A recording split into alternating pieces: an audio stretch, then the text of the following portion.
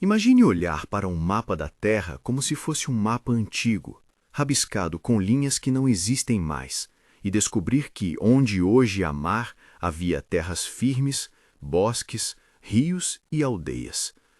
Imagine, por um momento, que a linha da costa estivesse recuada a cerca de 120 metros.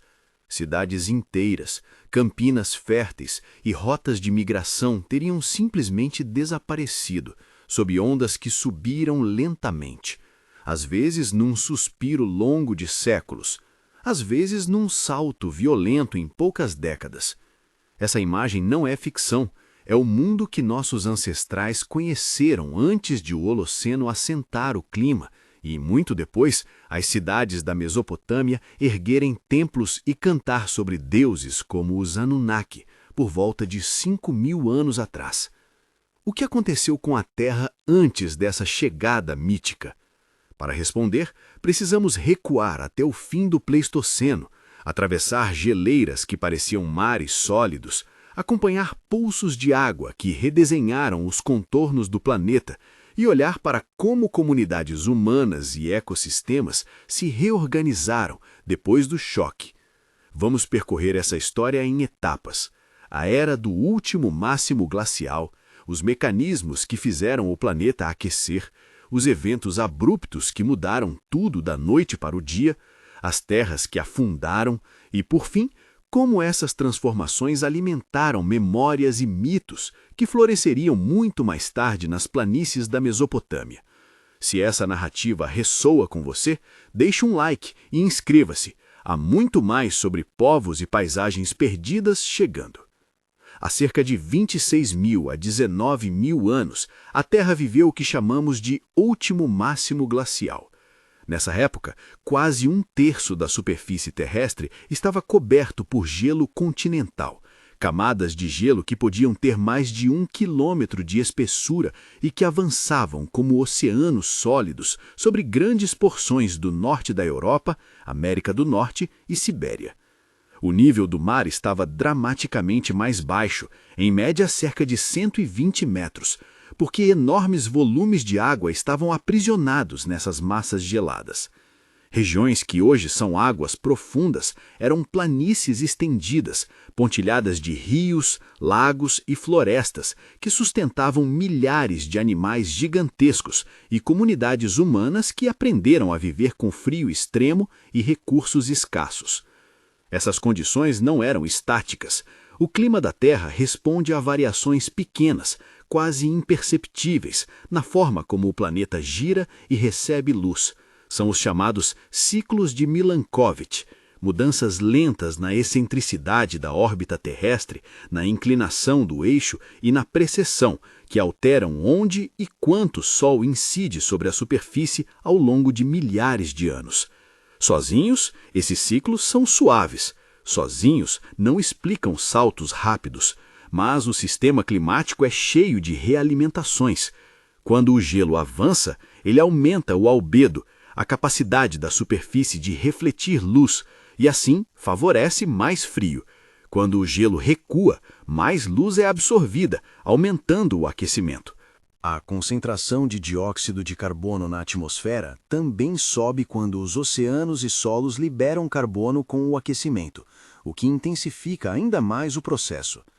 E as correntes oceânicas, verdadeiras esteiras que redistribuem calor no planeta, podem mudar de curso se grandes quantidades de água doce entram de repente nos mares. Entre cerca de 18.000 e 11.700 anos atrás, pequenas variações orbitais e esses mecanismos de retroalimentação trabalharam juntos para empurrar o planeta de um estado extremo para outro mais ameno. O recuo das geleiras não foi regular. Trouxe fases de degelo acelerado, breves retrocessos e episódios de inundação que alguns paleoclimatólogos chamam de pulses de derretimento. Um desses eventos, conhecido como Meltwater Pulse 1A, é particularmente notório. Há evidências geológicas de que por volta de 14.600 anos atrás, grandes volumes de água derretida foram despejados nos oceanos em taxas tão altas que o nível do mar subiu rapidamente em períodos relativamente curtos, dezenas de metros num espaço de poucos séculos, talvez menos em alguns locais. Imagine costas que recuam dezenas de quilômetros em poucas gerações, aldeias que passavam de estar em áreas centrais para ficarem submersas em poucos anos, rotas de caça e acampamentos que se tornaram ilhas. Enquanto isso, em outro compasso temporal, o clima mostrou a cara de sua imprevisibilidade. Depois de um aquecimento significativo no final do desgelo, houve um retrocesso abrupto chamado Younger Dryas. Entre cerca de 12.900 e 11.700 anos atrás, muitas regiões do hemisfério norte esfriaram rapidamente. Em algumas reconstruções, a queda de temperatura média poderia ter sido de 10 a 15 graus Celsius em certas áreas, e tudo isso em apenas décadas. A hipótese mais discutida é que uma grande entrada de água doce nas correntes do Atlântico perturbou a circulação termoalina, reduzindo o transporte de calor para o norte. O resultado, um retrocesso temporário do aquecimento que mudou padrões de vegetação, de migração animal e, claro, estratégias humanas. Essas oscilações não marcaram apenas o fim de uma era glacial, elas redesenharam os tabuleiros da vida. Ecossistemas inteiros se reorganizaram. Espécies que prosperavam nas amplas savanas frias do Pleistoceno, mamutes, rinocerontes lanosos, preguiças gigantes nas Américas, encolheram em número ou desapareceram completamente. A extinção da megafauna foi provavelmente multifatorial. A perda de habitat devido às mudanças climáticas, combinada com pressões de caça por populações humanas cada vez mais eficientes e fatores demográficos próprios das espécies, explica o quadro mais plausível. Não foi um único evento milagroso nem uma única causa simplista. Foi uma convergência de tensões ecológicas. Em meio a esse cenário de perda e rearranjo, as pessoas não ficaram paradas. Ao longo do Pleistoceno final e no limiar do Holoceno, grupos humanos inovaram. Aperfeiçoaram armas como o arco e flecha em algumas regiões, reutilizaram tecnologias e desenvolveram sistemas de subsistência que dependiam mais de pesca, coleta de plantas e, eventualmente, de cultivos iniciados localmente. No Levante, por exemplo, comunidades como os natufianos, por volta de 12.000 anos atrás, já exibiam sinais de sedentarismo parcial e de manejo de plantas antes mesmo da consolidação da agricultura em larga escala. Essas transformações sociais foram impulsionadas tanto por oportunidades emergentes quanto por perdas forçadas. E então há as terras que sumiram. Quando falamos de drowned lands, mundos afogados, não estamos apenas sendo poéticos. Em diferentes partes do planeta, vastas extensões que sustentavam pessoas hoje repousam sob o mar. 3 exemplos nos ajudam a visualizar cenários distintos dessa perda. No Atlântico Norte, havia Doggerland, uma ponte de terra que ligava a Grã-Bretanha continental à Europa durante grande parte do Pleistoceno final. Registros geológicos e sondagens do fundo marinho mostram sedimentos de rios e leitos que denotam paisagens habitadas. Caçadores-coletores viviam nessas planícies, em ambientes ricos em recursos animais e vegetais. À medida que os níveis do mar subiram após o degelo, partes de Doggerland foram fragmentadas, transformadas em lagunas e finalmente em mar aberto. O processo deixou um registro fragmentado, artefatos, praias fossilizadas e, em alguns casos, estruturas de madeira preservadas em condicionantes anaeróbicas que nos dão pistas sobre como vidas inteiras foram deslocadas. Na rota que ligava a Ásia e América, a ponte de Beringia funcionou como corredor e abrigo. Entre cerca de 30.000 e 11.000 anos atrás, uma faixa de terra exposta, hoje submersa pela água do Estreito de Bering, serviu como habitat contínuo para animais e humanos. Beringia foi um mosaico de ambientes, tundra, estepes, rios que atraíam peixes e habitats de recursos sazonais para populações humanas móveis. Quando as calotas recuaram e o nível do mar subiu, esse corredor desapareceu, isolando populações e moldando dinâmicas genéticas e culturais que teriam implicações profundas para as populações da América do Norte e do Sul. No Sudeste Asiático, a história de perda tem outra escala, Sundalândia. Hoje, o Mar de Java e o Estreito de Malaca ocupam áreas que foram extensas planícies costeiras e florestas durante o Pleistoceno. Essas terras conectavam ilhas que agora parecem separadas por canais e mares. Pesquisas em paleobotânica e arqueologia subaquática sugerem que ali existiam formas complexas de ocupação, com humanos tirando proveito de manguezais, estuários e corredores de migração animal. À medida que o nível do mar subiu, famílias e comunidades costeiras foram forçadas a se mover para áreas mais altas e rotas de comércio e contato cultural mudaram drasticamente. Pequenos mundos costeiros tornaram-se ilhas isoladas e redes de interação foram reconfiguradas. Também precisamos mencionar regiões onde a relação entre mar e terra tiveram consequências culturais marcantes. O Black Sea, Mar Negro, e a bacia do Persian Gulf são estudos de caso que alimentaram debates sobre como inundações locais podem ter estimulado memórias de dilúvio. No Mar Negro, alguns pesquisadores propuseram que um rápido aumento do nível do mar e intrusão de água do Mediterrâneo por volta de 7.600 anos atrás alterou radicalmente a costa e pode ter deslocado populações que viviam em planícies baixas. No Persian Gulf, estudos geomorfológicos indicam que vastas planícies hoje submersas eram provavelmente ocupadas por comunidades costeiras, áreas que depois suportaram o florescimento de cidades e rotas comerciais quando o nível do mar e o clima se estabilizaram na fase mais quente do Holoceno. Em ambos os casos, as transformações costeiras deixam um rastro de lacunas arqueológicas, regiões onde vestígios humanos são difíceis de encontrar porque estão debaixo d'água, e memórias orais e mitos que terminaram por ocupar o espaço deixado pela evidência material. A perda dessas terras teve consequências que vão muito além do desaparecimento físico. Quando populações humanas perdem áreas de subsistência, as respostas incluem migração, assimilação cultural, conflito por recursos remanescentes e inovação tecnológica. Planícies inundadas forçaram comunidades a buscar novas fontes de alimento, muitas vezes orientando grupos para a pesca, para o uso intensivo de recursos costeiros ou para tentativas iniciais de cultivo. Em alguns casos, o deslocamento aumentou o contato entre populações que antes estavam separadas, catalisando trocas de conhecimento que pavimentaram caminhos para a urbanização posterior. Esse processo ajuda a explicar como, ao final do Pleistoceno e conforme o Holoceno se instala, por volta de 11.700 anos atrás, algumas regiões encontraram condições propícias para o surgimento de complexidade social. A estabilidade climática do Holoceno ofereceu janelas de previsibilidade, estações mais regulares, níveis de mar relativamente estáveis e ecossistemas onde o manejo humano podia ser mais eficaz. No Crescente Fértil, por exemplo, a combinação de solos férteis, diversidade de plantas domesticáveis e conexões entre grupos humanos facilitou a transição para práticas agrícolas que, ao longo de milênios, permitiram a formação de aldeias densas e, eventualmente, cidades, como Uruk e outras cidades-estado da região que conhecemos hoje como Mesopotâmia. Foi nesse palco de recursos concentrados e populações urbanas emergentes que surgiram narrativas complexas sobre divindades, realeza e origem do mundo.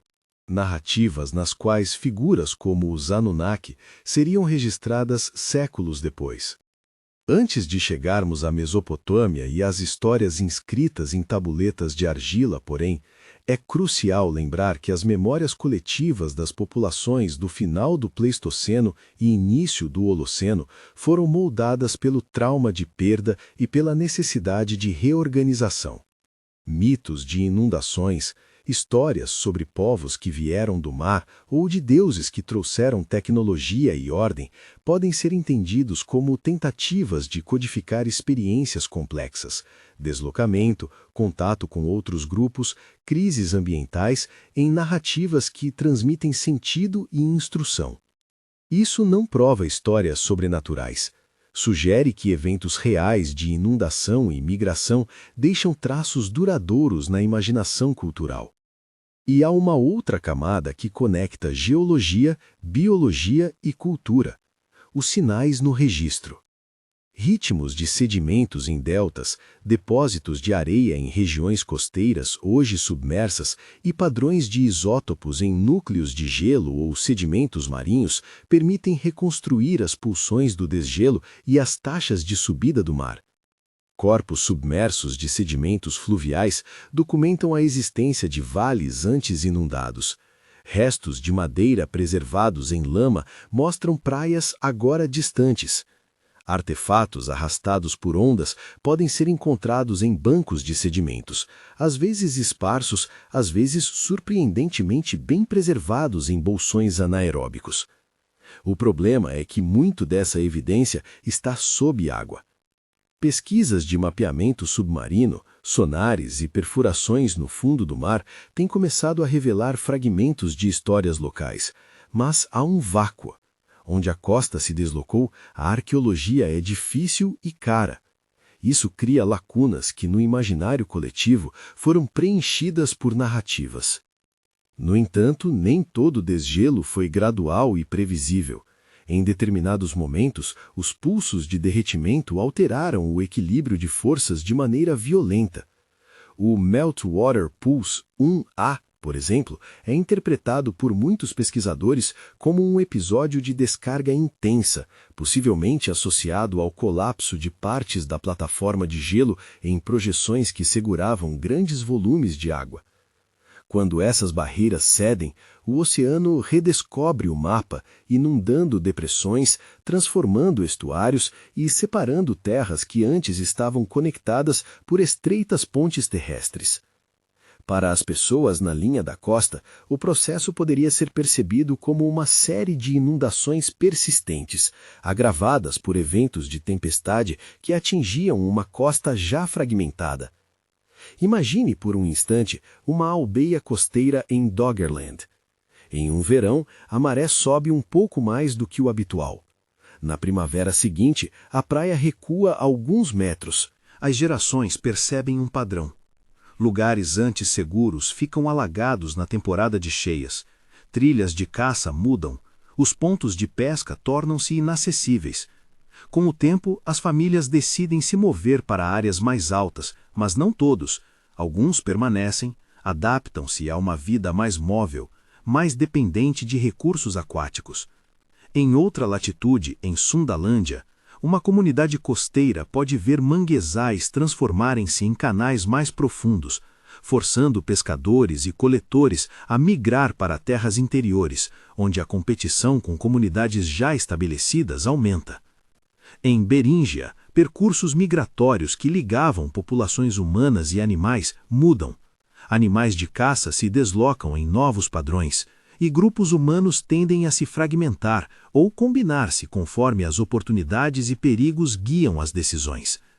Essas histórias individuais, os desalojados, os que resistem, os que se reagrupam, são as coisas que, acumuladas, formam a matéria-prima dos grandes movimentos demográficos que virão.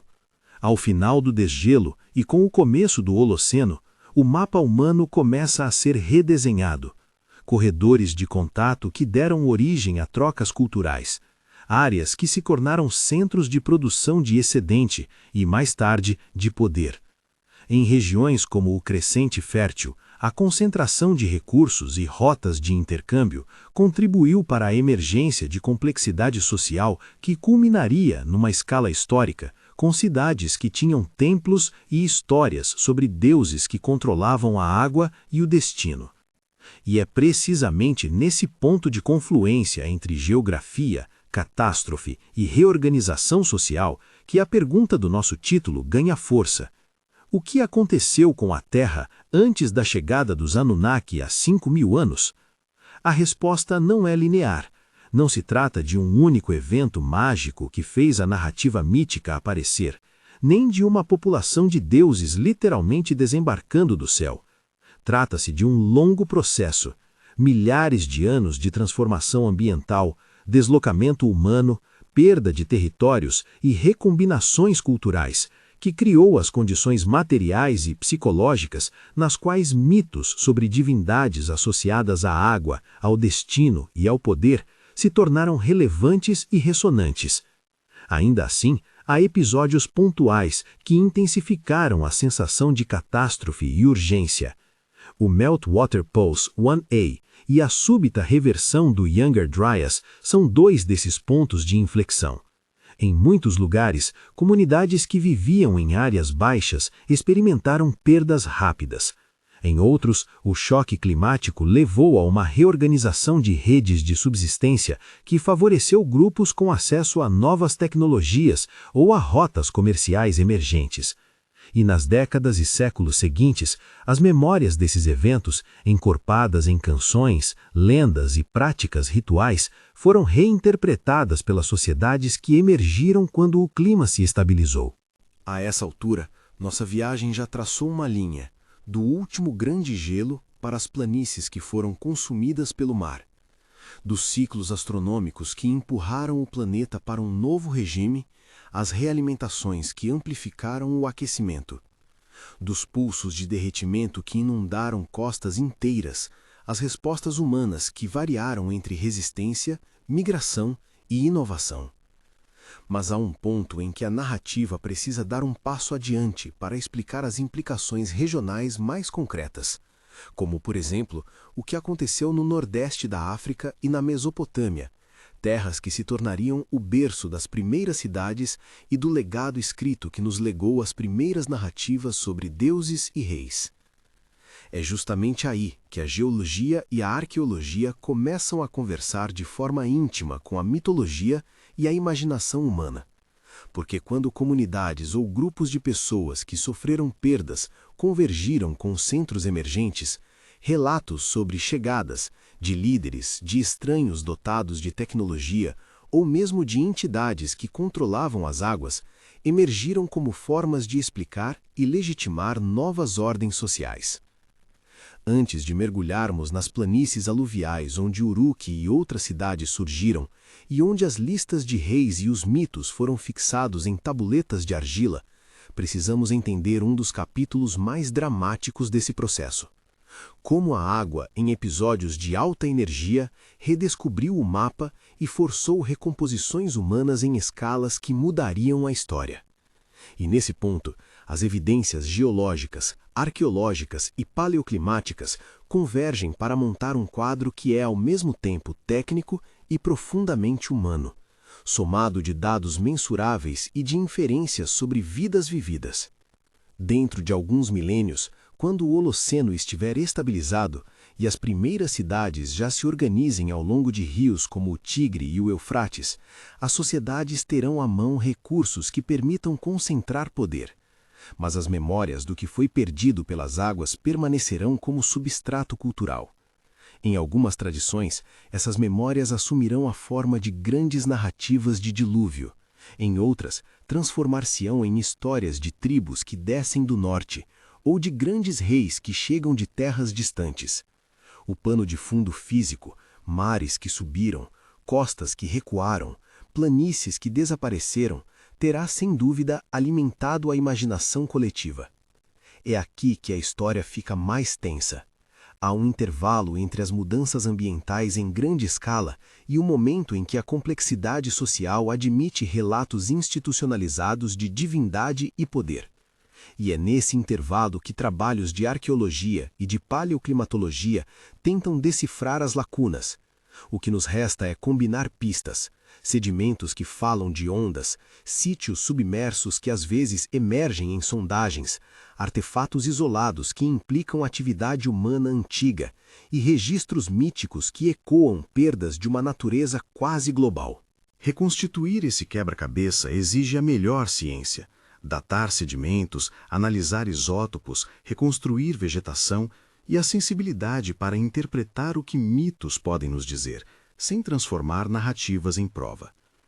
Quando, por volta de 5.000 anos atrás, as primeiras narrativas escritas sobre deuses como os Anunnaki aparecem na Mesopotâmia, elas não surgem num vácuo. Elas surgem em um mundo já redesenhado por milênios de mudança. A pergunta que nos guia agora é: como exatamente essa história longa, de gelo, de água, de perdas e de rearranjos, se traduz em imagens mitológicas de seres que descem e trazem leis, ofícios e estratagemas ao homem? Para responder, precisamos olhar de perto para o que aconteceu entre o colapso das calotas e o florescimento das cidades. Episódios de inundação em escala regional, migrações que juntaram pontos de vista diferentes e a cristalização de hierarquias sociais que podiam exigir narrativas de legitimidade. Mas antes de mergulhar nas tabuletas e nas interpretações, convém examinar um episódio crucial em si mesmo. Um giro climático que, em muitos lugares, funcionou como uma espécie de funil que concentrou pessoas, recursos e histórias em pontos específicos do mapa. Nas planícies aluviais do Tigre e do Eufrates, por exemplo, os sedimentos carregados pelos rios começaram a acumular-se em ritmo relativamente constante quando o clima se estabilizou. Onde antes havia uma paisagem fragmentada por lagoas temporárias e canais móveis, o Holoceno adensou fluxos, criou várzeas mais previsíveis e formou solos que, com o tempo, suportaram colheitas regulares. Isso não ocorreu do dia para a noite, levou gerações, mas a previsibilidade do clima e a disponibilidade de excedente alimentar foram ingredientes cruciais para algo novo. A capacidade de manter populações maiores em um mesmo lugar, de especializar trabalho, de concentrar recursos sob o comando de elites emergentes. Imagine as margens do Eufrates no sul da Mesopotâmia, onde as cheias eram ao mesmo tempo dádiva e desafio. As comunidades que ali se fixaram aprenderam a calibrar canais, controlar enxurradas e intensificar a produção de cevada e trigo. A construção coletiva de diques e canais exigia coordenação e liderança. Templos, nas suas funções econômicas e religiosas, tornaram-se centros de armazenamento e redistribuição.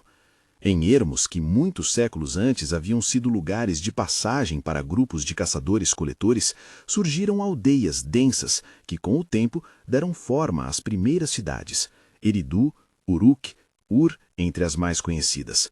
A urbanização trouxe inovações tecnológicas e sociais, cerâmica padronizada, maior complexidade na produção têxtil, rodados e carroças quando o transporte exigia mais eficiência e, sobretudo, um discurso que traduzia a autoridade em termos que toda a comunidade entendia: a ordem divina, a genealogia real, o controle das águas. É nesse contexto material que as imagens que hoje associamos aos Anunnaki começam a fazer sentido como representações simbólicas. Nas tabuletas que chegaram até nós, escritas séculos depois dos eventos de inundação de que falamos, muitas delas copiadas e reescritas ao longo de gerações, os textos sumérios e acadianos não são relatórios científicos, são composições teológicas, políticas e poéticas. Ainda assim, lidas em conjunto com a paisagem arqueológica, elas apontam para temas recorrentes: água que constitui e destrói, entidades que controlam o destino das cidades, líderes que reivindicam autoridade com respaldo do sagrado. Isso não prova que os deuses existiram no sentido literal, mas ajuda a explicar por que narrativas sobre seres que descem e dispõem dos segredos da vida aparecem justamente num mundo que viveu transformações hidrológicas dramáticas e depois se organizou em centros de poder dependentes do controle das águas. A cristalização de hierarquias sociais explicou em boa medida a aparência dos mitos. Quando o excedente permite a existência de uma classe que administra e decide, sacerdotes, escribas, generais, chefes, há uma necessidade de legitimação. As histórias sobre deuses que ordenam a irrigação, a fartura ou o dilúvio funcionam como arquétipos de legitimidade. Se o templo controla os canais e os grãos, e se os deuses sancionam o templo, então a autoridade humana que governa o templo recebe um selo transcendental. Em outras palavras, narrativas como as que envolvem os Anunnaki podem ter cumprido, entre outras coisas, um papel prático: explicar a desigualdade, estabilizar instituições e traduzir choques ambientais e demográficos em termos morais e cosmológicos. Mas para conectar de forma mais próxima os eventos do último degelo com essa produção mitopoética, é preciso considerar também os movimentos humanos que se seguiram às inundações. Comunidades costeiras que perderam terras foram forçadas a migrar, muitas vezes em direção a vales fluviais mais estáveis. Essas migrações trouxeram consigo conhecimentos, memórias e rituais. Pessoas acostumadas a uma economia mista de pesca e coleta trouxeram técnicas de uso de recursos aquáticos. Grupos que já praticavam alguma forma de manejo vegetal trouxeram variedades de plantas ou técnica de cultivo. A convergência de trajetórias culturais favoreceu fluxos de ideias e a emergência de novas formas de organização. Em termos simbólicos, não é difícil ver como a chegada de grupos estrangeiros, quer venham pela água, quer atravessem planícies, poderia ser interpretada como a chegada de figuras poderosas, quer como chefes guerreiros, quer como portadores de conhecimento técnico ou ritual. Chegamos, assim, a um nó importante. Por volta de 5.000 anos atrás, as cidades-estado da antiga Mesopotâmia já tinham camadas de memória acumuladas, lembranças de migrações, memórias de costas perdidas, histórias sobre deuses poderosos. Quando os escribas começaram a fixar esses mitos por escrito, eles fizeram-no no mundo social em que a concentração de poder precisava de narrativas legitimadoras. Os textos que mencionam os Anunnaki, um termo que na literatura acadiana e suméria remete a uma assembleia de deuses ligados ao governo da terra e do destino, surgem nesse terreno fértil. Eles não emergiram do nada, são fruto de práticas culturais que combinaram a economia, política e memória em formas que os próprios habitantes reconheciam como explicativas para a ordem social. Se voltarmos ao plano arqueológico, veremos também como as evidências materiais acompanham essa história. Em camadas antigas de assentamentos do sul da Mesopotâmia, arqueólogos encontraram sinais de ocupação contínua, práticas agrícolas intensivas, administrações centralizadas e complexas redes de distribuição. A escrita, nas suas formas iniciais, nasce como técnica de administração, listas, inventários, cálculos de ração. Só mais tarde, as narrativas religiosas e épicas ocupam um lugar central nos arquivos de argila. O que vemos, portanto, é uma progressão, respostas tecnológicas e organizacionais a desafios ambientais que, com o tempo, se traduzem em repertórios simbólicos que integram mito e legitimidade. Em paralelo a esse panorama mesopotâmico, é importante lembrar que as memórias de grandes inundações não foram exclusivas do crescente fértil. Histórias de dilúvio e renovação aparecem em tradições muito distantes no tempo e no espaço, do épico de Gilgamesh à narrativa de Noé, de relatos aborígenes sobre mares que subiram até mitos do Pacífico acerca de ilhas perdidas. A arqueologia comparada e a ciência das narrativas sugerem que experiências coletivas muito traumáticas tendem a cristalizar em contos que se passam de geração em geração. Esses contos não são registros literais, são composições que incorporam moral, aviso, memória e, frequentemente, lugares concretos que serviam como pontos de referência para comunidades que ainda viviam daquelas paisagens. É por tudo isso que devemos ser cautelosos ao interpretar a chegada dos Anunnaki. Ela é, na leitura que conecta geologia, arqueologia e mito, tanto produto de longas transformações ambientais, quanto instrumento político de sociedades que emergiam de um período de rearranjo. Essa leitura permite afirmar que, antes da aparente chegada mítica a 10.000 anos, a Terra havia passado por um conjunto de eventos catastróficos, e depois, consolidação.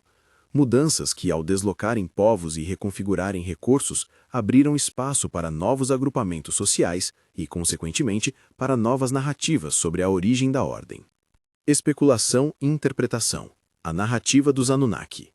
Agora precisamos separar claramente o que é evidência e o que é interpretação criativa.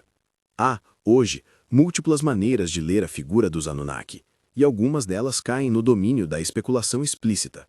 Vale a pena explorar essas interpretações, não para transformá-las em fato, mas para entender como diferentes leituras emergem a partir do mesmo conjunto de pistas. Uma leitura possível é a histórica e social. Os Anunnaki representam a personificação de uma ordem política emergente. Nessa perspectiva, deuses que descem simbolizam autoridades humanas que chegam, chefes, conquistadores, administradores que impõem novas regras de irrigação, tributos e redistribuição. A chegada desses agentes humanos, muitas vezes com suporte de uma elite militar ou religiosa, pode ter sido lembrada como um evento extraordinário, e foi, portanto, narrativizada como um contato com seres divinos. Isso explica por que as representações dos deuses frequentemente se misturam com imagens de legitimidade real, reis que agem sob os auspícios dos deuses e templos que funcionam como centros econômicos. Outra leitura possível considera os Anunnaki como metáforas para forças naturais. Se as comunidades vivenciaram inundações catastróficas, secas e alterações drásticas do meio, os deuses que controlam as águas e o destino podem ser interpretações antropomórficas desses eventos. Assim como um rio pode dar ou tirar, uma divindade pode ser concebida como a vontade por trás desses fluxos. Nessa chave, falar do Deus que acalma as águas é uma forma de traduzir uma experiência ambiental em termos morais e rituais.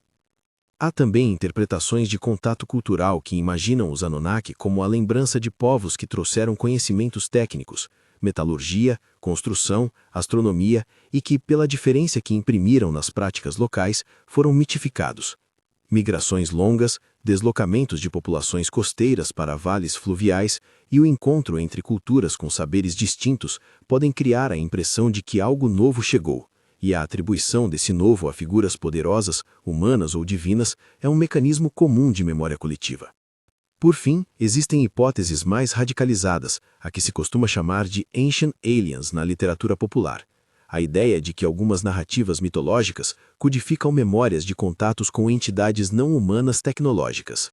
É crucial enfatizar que essa interpretação carece, à luz do estado atual do conhecimento arqueológico, de evidências diretas robustas. Textos mitológicos são ricos em imagens e inovações, mas sua natureza literária e a ausência de artefatos inequívocos que indiquem tecnologia extraterrestre tornam essa hipótese extraordinária e, portanto, exigente de provas extraordinárias. Para que uma afirmação desse tipo ganhasse peso científico, seria necessário encontrar indícios materiais claros e contextualizados, que não pudessem ser explicados por processos culturais conhecidos, por exemplo, ferramentas ou máquinas cuja complexidade e datação não se encaixem em qualquer trajetória tecnológica plausível, inscrições contemporâneas que descrevam tecnologias não humanas de maneira direta e verificável, ou contextos arqueológicos impossíveis de encaixar em modelos de transmissão cultural entre grupos humanos. Em todas essas interpretações, um cuidado metodológico é essencial. As fontes textuais precisam ser lidas com atenção à sua datação, ao gênero literário e ao contexto de produção.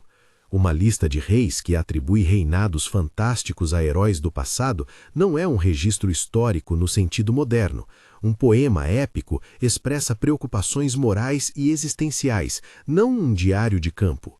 A arqueologia, por sua vez, fornece o esqueleto material sobre o qual as hipóteses devem se apoiar. Padrões de assentamento, datações radiocarbônicas, variações no material cultural, traços de dieta e mobilidade, paleossolos que registram eventos de inundação.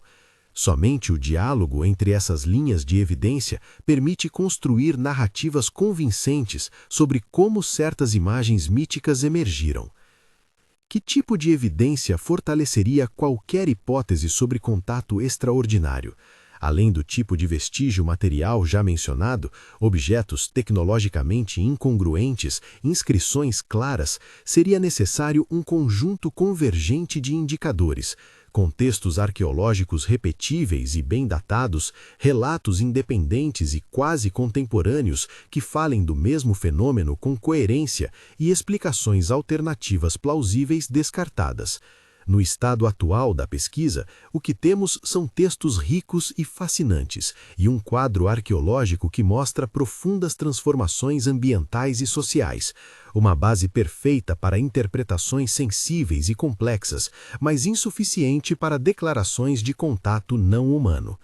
Retornando ao equilíbrio entre mito e ciência, a leitura mais parcimoniosa e mais bem alinhada com as evidências disponíveis é a que combina mudanças ambientais significativas, por exemplo, o deslocamento de populações costeiras após a subida do mar, processos de migração e interação cultural e a necessidade social de legitimação política. Esses elementos, juntos, ajudam a explicar por que, em torno de 5.000 anos atrás, emergem narrativas sobre deuses que parecem chegar, instituir ordens e controlar as águas, tudo isso inscrito em sociedades que haviam passado por milênios de transformação. Legados e lições. Por que essa história importa hoje? Ao encerrarmos essa longa travessia do último desgelo até as planícies urbanas da Mesopotâmia, é impossível não enxergar paralelos com o presente. A história do planeta e das sociedades humanas que a habitam é fundamentalmente uma história de mudanças. Às vezes, as mudanças são lentas e administráveis. Às vezes, elas se aceleram por fatores que, à primeira vista, parecem pequenos, uma variação orbital, uma entrada de água doce no Atlântico, mas que, por meio de realimentações, desencadeiam transformações massivas. Hoje, conhecemos bem os mecanismos de retroalimentação do sistema climático e sabemos que alterações nas concentrações de gases de efeito estufa, combinadas com mudanças no uso do solo e no ciclo hidrológico, podem produzir respostas que fogem do controle. A chave não é criar um pânico gratuito, é reconhecer que a resiliência demonstrada por nossos antepassados, sua capacidade de inovar, migrar e transformar relações sociais, também exige condições ambientais que mantenham janelas de previsibilidade. Há, sim, duas lições que saltam da arqueologia e do registro paleoclimático para o presente. A primeira é pragmática. As sociedades dependem de paisagens estáveis para consolidar formas complexas de vida coletiva. Quando essas paisagens mudam abruptamente, os custos são altos, especialmente para os mais vulneráveis. A segunda é cultural. Crises profundas deixam marcas duradouras na memória coletiva e moldam narrativas que, por sua vez, legitimam arranjos sociais. Compreender como mitos e instituições emergem a partir de experiências ambientais traumáticas pode ajudar a construir respostas políticas mais justas e mais resilientes hoje. Respostas que considerem deslocamentos, perdas culturais e a necessidade de redistribuição. Há, finalmente, um imperativo científico e ético preencher as lacunas. O fundo marinho guarda memórias das terras que perdemos. Investir em mapeamento costeiro, em arqueologia subaquática e em paleoclimatologia não é apenas um luxo acadêmico, é recuperar capítulos fundamentais da história humana. Essas investigações exigem tecnologia, tempo e sensibilidade para trabalhar com comunidades que ainda guardam tradições orais. É preciso respeito pelo saber local e rigor científico. As memórias das populações, as tabuletas de argila, os sedimentos marinhos e os núcleos de gelo compõem um arquivo plural que, lido em conjunto, nos diz muito sobre como o mundo mudou e como nós nos moldamos a ele. Antes de terminar, algumas indicações de leitura e pesquisa para quem quiser se aprofundar. Textos e autores que oferecem entrada sólida para os tópicos abordados. Para o estudo do nível do mar e das taxas de variação, os trabalhos de P.U. Lembeck e J.A. Thiry. Peltier, sobre o Meltwater Pulse e as dinâmicas do derretimento. Pesquisas de Kennett e colegas para discussões sobre o Younger Dryas e seus mecanismos potenciais. Revisões por Alley e por Breuker são úteis ponto de partida. Para Doggerland, os estudos pioneiros de Brian Nichols e pesquisas subsequentes de equipes de arqueologia marinha no norte do Mar do Norte. Sobre Sunderland e paleogeografia do Sudeste Asiático, estudos de paleoecologia e genética humana exploram as implicações da perda de terras. A hipótese sobre o Mar Negro e uma interpretação de inundação rápida foi popularizada por William Ryan e Walter Pittman, mas seu alcance e limites são debatidos na literatura geológica. Para a transição neolítica e as comunidades natufianas, trabalhos de Ofer Bar Joseph e colegas oferecem base arqueológica sólida. Para interpretações mitológicas dos textos mesopotâmicos, traduções e comentários sobre o Enuma Elish, o épico de Gilgamesh e a lista de reis sumérios em edições críticas ajudam a situar os mitos em seu contexto. Buscar artigos recentes em revistas como Quaternary Science Reviews, Journal of Archaeological Science e Antiquity também é uma boa prática para acompanhar debates atualizados. O que aconteceu com a Terra antes da chegada dos Anunnaki há 5.000 anos? A resposta, em poucas palavras, é esta. Processos climáticos e geológicos de grande escala, combinados com movimentos humanos e inovações sociais, redesenharam paisagens e redes humanas de tal forma que, quando cidades e registros escritos surgiram, havia um terreno fértil para narrativas sobre seres poderosos que regulavam a vida. Essas narrativas, os Anunnaki entre elas, são ricas em significado e densas em função social. Elas não são provas de contatos fantásticos, mas são testemunhos culturais de como as comunidades responderam, lembraram e imaginaram o mundo a partir de um passado marcado por mudança. Se esta jornada despertou sua curiosidade, conte nos comentários qual dessas terras submersas você quer que a gente explore com mais detalhes. Doggerland, Sunderland, Beringia, o fundo do Persian Gulf ou os arredores do Mar Negro? Compartilhe este vídeo com alguém que gosta de história e ciência e visite nossa playlist sobre povos e paisagens perdidas para continuar a conversa. Se quiser ler mais, procure as obras e autores mencionados. Eles oferecem caminhos rigorosos para aprofundar cada uma das questões que tocamos aqui. Obrigado por acompanhar esta viagem no tempo e até o próximo mergulho nas histórias que moldaram nosso planeta.